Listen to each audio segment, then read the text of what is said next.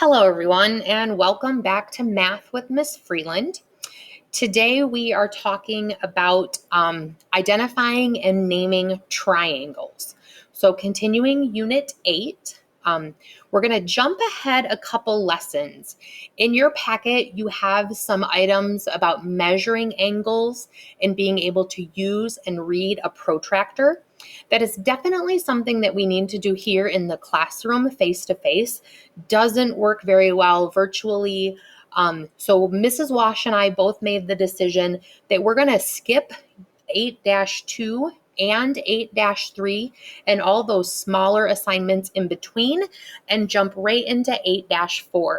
So you are going to need your math notebook, and then you're going to need two worksheets.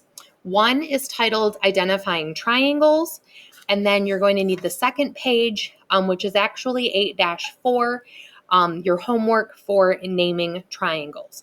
So take a minute, locate both of those, and I'll meet you right back here ready for identifying triangles in worksheet 8-4. All right, hopefully you had enough time to get your materials together and find your packet from your yellow folder and your math spiral notebook and a lovely pencil. As before, this is a YouTube video, so feel free to pause and stop and replay the video as many times as needed if I happen to be moving too quickly or talking too fast. So our notes today are, again, like I said, on lesson 4. We're skipping lessons 2 and 3, and we are going to classify, or we can just say we are going to name triangles.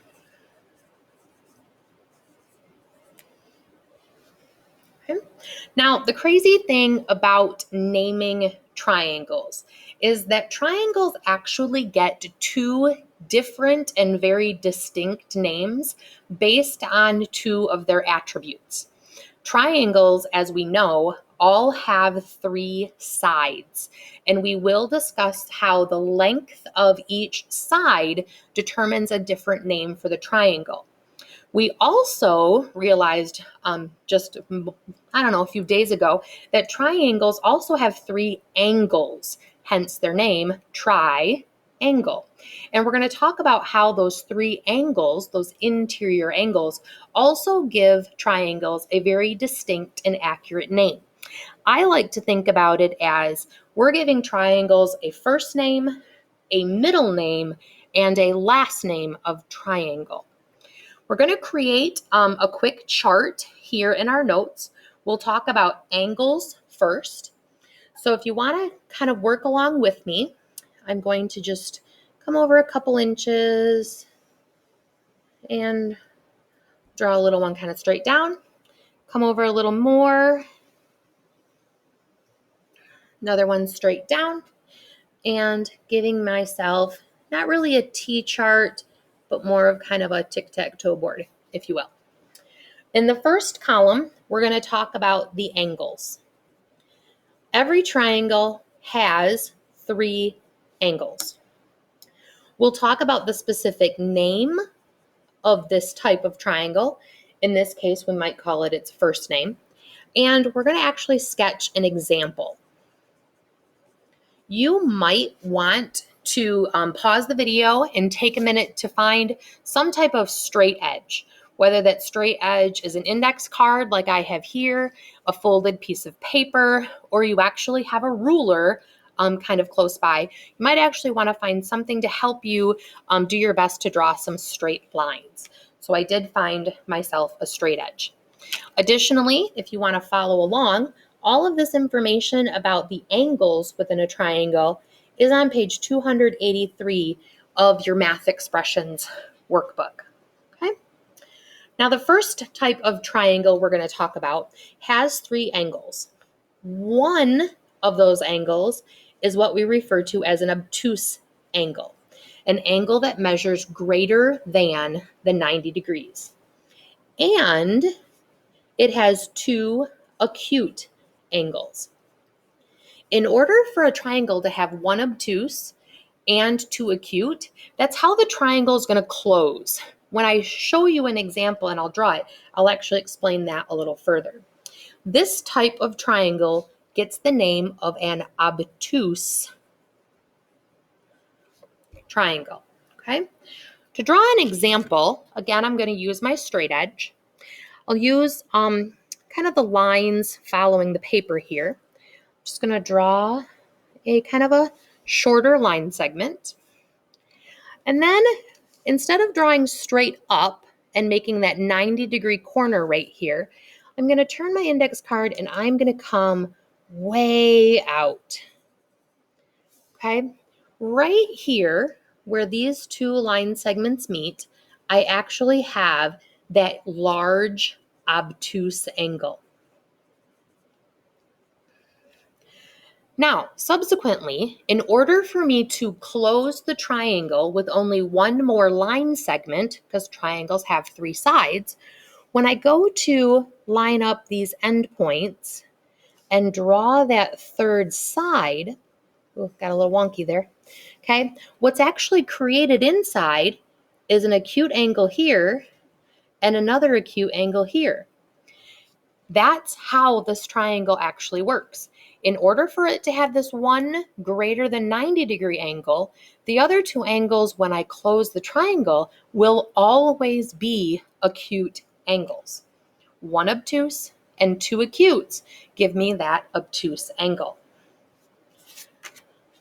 Your next type of angle is going to have 1 right angle and 2 acute. So similar to the obtuse triangle, where we had 1 obtuse and 2 acute, here we have 1 right angle, and subsequently, to close the triangle, we get another pair of, or 2 acute angles. This is called a right triangle. Okay? So to sketch him, I'm going to come right here, kind of make a long line segment. Excuse me. And then I'm going to use this point, and notice if I use my index card, I can make that square corner. We talked about the square corner in that last video being right here. And actually, I might want to shorten him a little bit. Okay. So there is my 1 right angle there in that lower left-hand corner, or excuse me, right-hand corner. And if I close the triangle, lining up these 2 endpoints, you'll notice I again have created an acute angle, nice, cute, small, definitely less than 90 degrees, and another acute angle here, nice, cute, small, another less than 90 degrees. We call this a right triangle. It has 1 right angle, it gets the name right triangle. This one, 1 obtuse angle, gets the name obtuse triangle. The last type of triangle is what we call an acute triangle. It actually has 3, all 3 angles are acute angles. Like I said, he gets the name acute triangle, and he gets nothing but teeny tiny little bitty less than 90-degree angles. So there's 1 starting line segment. Instead of going straight up here, I'm going to come in a little bit, making an acute angle. There's an acute. And if I go here and I close this, okay, I want to make sure that he's not a square corner. Nope, he's not. I've made all acute angles. Okay. So those are our 3 different types of triangles. Now, identifying them and naming them sounds kind of tricky, but I will tell you this. If you check for the angles in the order that we've drawn them here, it makes naming them so much easier. So when you're looking at any triangle, you want to ask yourself, are there any obtuse? If there are any obtuse angles, you're going to name it an obtuse triangle. If there are no obtuse angles, you're going to continue and ask yourself, are there any right angles? If you see a right angle, then you're going to say, oh, look at that. That's a right triangle. If you don't see any right angles, you're going to go to the final one and say, oh, must be acute. If I saw no obtuse and I saw no right and I haven't named it, then I get to the final type of angle and we say, guess it's an acute angle. We'll put this into action and into play in just a second. Now, that would be kind of its first name or middle name, depending on how we want to name the triangles. The other way of classifying triangles has to do by their sides. So using a very similar chart that I've got there, I'm going to draw those lines down just like I did before. Give me that one line across, making that modified T-chart. And this is going to be by its sides. In fact, it's not just the side, it's the length of the side. Okay? We're going to name it. These get some pretty tricky names. And we're going to draw an example of them. So just like before, you might want a straight edge. You might want to just get an index card, a ruler, a bookmark, just anything so that you can help yourself kind of draw that straight edge. And again, if you need some help in your textbook, this is located on page 285. Okay? All right, so again, just like with the triangles, the three angles, triangles also have three sides. If all three sides are different lengths, meaning that none of the sides are equal, so we have 0 equal sides, meaning all sides are different lengths, we're going to name him a scalene triangle. What a funny word, scalene. Scalene. So using my straight edge, I'm going to draw kind of one really long line segment, and using my mark, I'm just going to mark that. So he's a really long line segment. Going up and down, I'm going to kind of draw a shorter one. And then closing my triangle and making sure it's not the same length. He's pretty close, but he's not the same. We've drawn a scalene triangle where all three sides are different lengths. A scalene triangle has no equal sides. The next example of a triangle, these have 2 equal sides, meaning 2 of the 3 sides measure the same length. 2 equal sides. This type of triangle is called isosceles. I-S-O-S-C-E-L-E-S. That's a tricky word to spell. So isosceles. I-S-O-S-C-E-L-E-S. So again, using my lovely little index card to help me out here, I'm going to stick with that long line segment.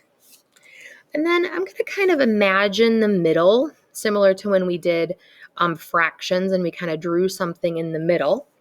And I'm going to connect these dots from there to there. And I just made that quick little point. And then I'm going to double check and make sure, nope, he's not quite the same length. So I'm going to draw it the same length and erase the excess. Okay, so I know using my index card that this side over here, and I'm just going to make these fun little marks, and this side over here measure the same length. We use these little things I like to call tick marks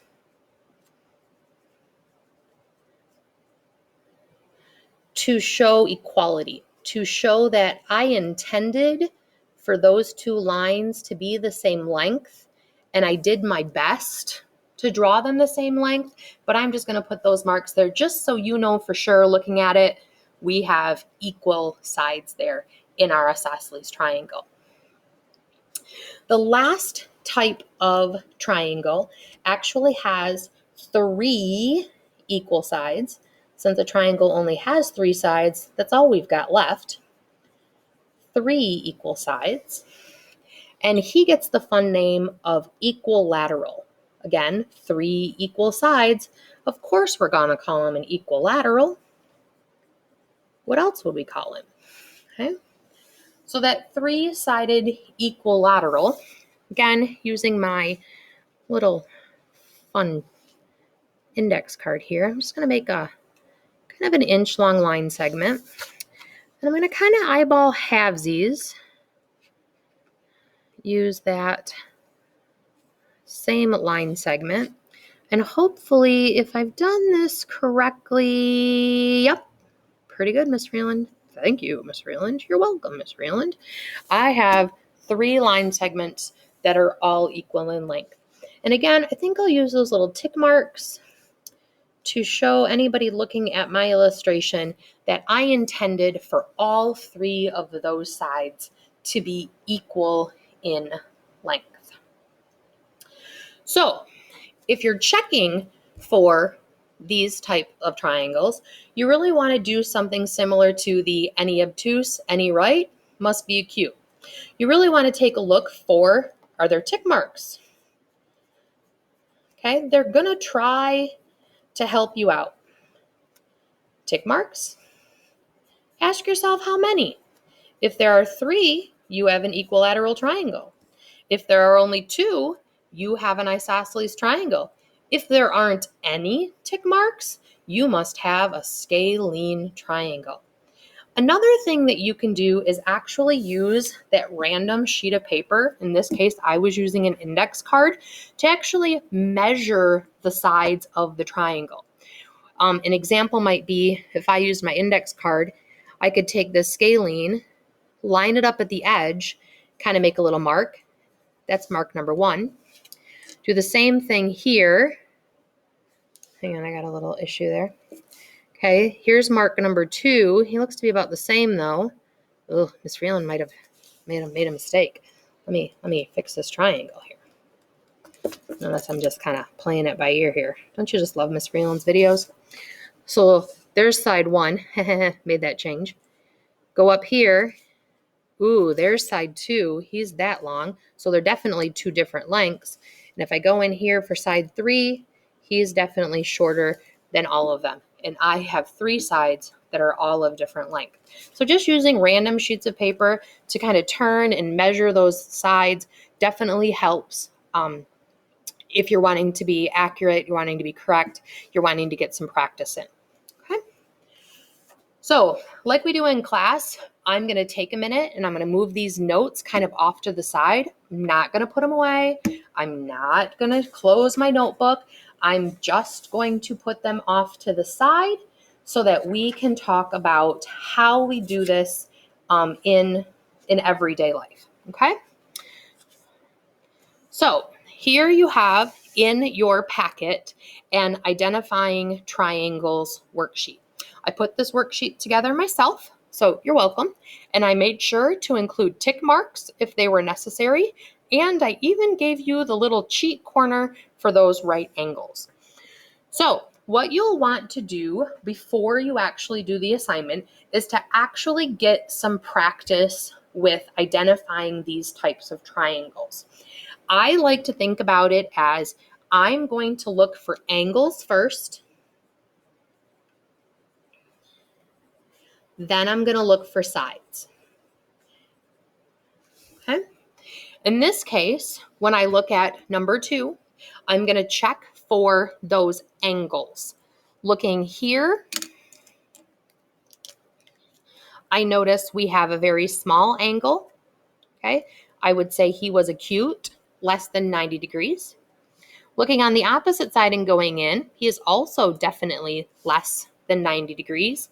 And because I'm using paper, I can actually turn my worksheet And I can get this kind of flat in my field of vision and look at this third angle. He is also less than 90 degrees.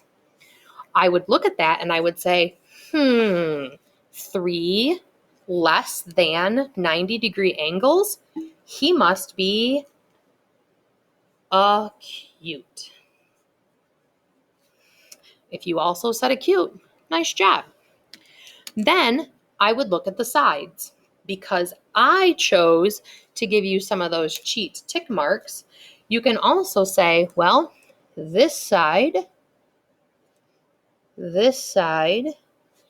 and this side are all equal in length, so we must have an equilateral triangle.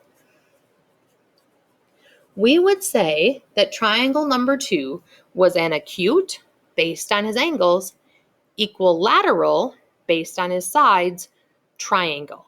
We would have given him a first and a middle name. Last name, of course, triangle. You can switch these two words around. Example 1 gave the sides first, and then the angles, and then the last name of triangle. Whichever way you choose to do it is what you choose. Personally, I like to give angles first because he is a triangle after all. Okay. Continuing with some more practice, if we look at question number 3, again, I like to talk about angles. So I take a gander. Do I have any angles that are those big, obnoxious, obtuse angles? Nope, I do not. Do I have any angles that are the right angles? Oh, yes. Yes, I do. There is a cute little right angle right there in the corner. Are the other 2 angles acute? Why, yes, Miss Freeland. Yes, they are. Therefore, I have what type of triangle? I have a right triangle based on the one right angle. Then I take a look at the sides. Well, looking at those tick marks, it looks like this side here on the right and this side here on the top are the same length, and the third side is different. What do I call a triangle where 2 sides are equal, but the third one isn't? You're right. He is an isosceles triangle. Okay. At this point, let me recommend you take a minute and pause the video. Do the next 3 and then press play again and see if you were able to identify those triangles correctly.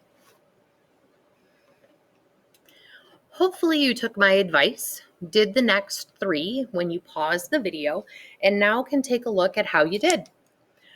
Triangle number 4 definitely has 3 acute angles in its interior, calling it an acute triangle. And quickly using those 3 tick marks, all 3 sides were equal in length, making it an equilateral. This would be an acute equilateral triangle. Number 5 had no obtuse angles, but it did have a right angle sneaking in, making it a right triangle. Taking a look at its sides, not one of the sides was the same or equal in length, meaning that all 3 were different, and he would be a scalene triangle. And lastly, number 6, taking a look for obtuse angles, there were none. Taking a look for right angles, there were none. So finding 3 acute angles made him an acute triangle. Taking a look at the side lengths, 2 of them were the same. The third one was different, making him an isosceles triangle. If you'd like, go ahead and give 7 through 12 a quick work through and then check back with the video to see if you were right. All right, hopefully you took my advice and you did questions 7 through 12 by taking a good look at all angles and all sides. Take a minute, pause the video, compare your answers to mine, the answer key, and see how many you got correct. If you're doing okay, you're ready to move on to your assignment. If this is still kind of tricky, there is more to practice. You can get help from an adult to kind of double check your work, or you can watch some of the videos from Math Antics that I also included with this assignment. If you are ready to move on, I would go on to assignment 8-4. Remember, we were skipping 8-2 and 8-3, but don't tear them out of your packet. Keep them in. Where questions 1 through 9 ask you to name each triangle, again by its angles and then by its sides. It's why it has 2 lines. You're going to name it by its angle and then name it by its side, giving it its first and its middle name, because we all know the last name is triangle. Questions 10 and 11 ask you to tell the difference between the 3 types of angles and tell the difference between the 3 types of sides. I would use my notes that I wrote down and copied from the video in order to answer those 2 questions. And finally, the back side of this assignment is assigned. Please answer all 7 questions. Keep the assignment attached to your packet and be ready to turn it in when we return from face-to-face. Hopefully you enjoyed the video, loved my color coding, and please let me know if you have any questions, any comments, concerns, or need any help in any way. I'm here to help you during this distance learning time. Have a good day.